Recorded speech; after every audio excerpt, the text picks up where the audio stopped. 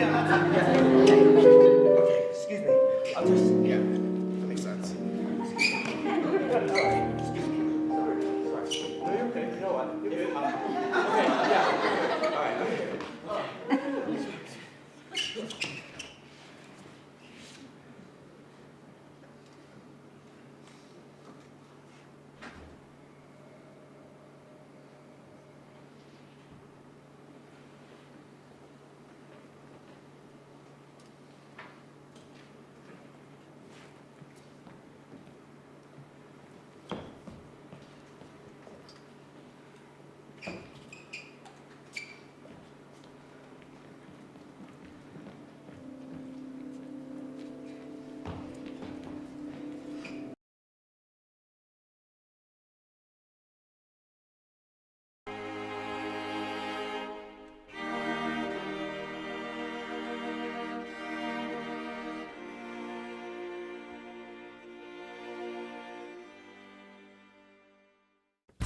The early 20th century was a pivotal time for filmmaking, with filmmakers such as D.W. Griffith, Sergei Eisenstein, and the Lumiere brothers helping to pioneer modern cinema.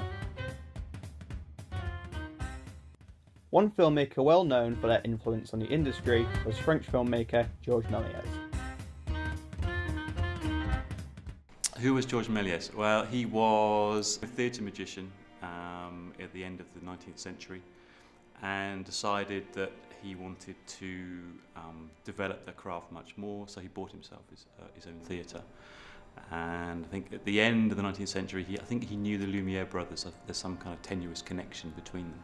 But he was so fascinated by having seen what they'd recorded that he became interested in using cinema for his own illusions and experimenting with that. But many people say, I mean, he was seen as being one of the key developers of what's known as the cinema of attractions.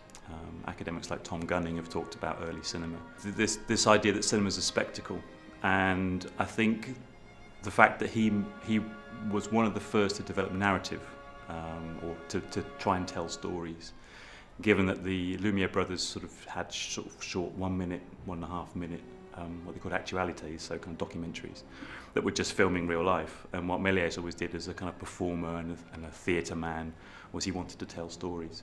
So I think in some senses he's responsible for developing kind of early narrative cinema, in terms of the way that you can kind of string together a series of scenes. So in some senses he's an early innovator, I guess, of what we would now call editing.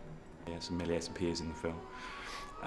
But this idea of using double exposure, multiple exposure, he sort of introduced the idea of split screen, matting, and rolling the film backwards in the camera as well. So he was interested in basically experimenting in lots of different ways of creating a sense of illusion. And I think in many ways, because he was interested in narrative as well, I guess we could see him as kind of an early progenitor of science fiction and special effects.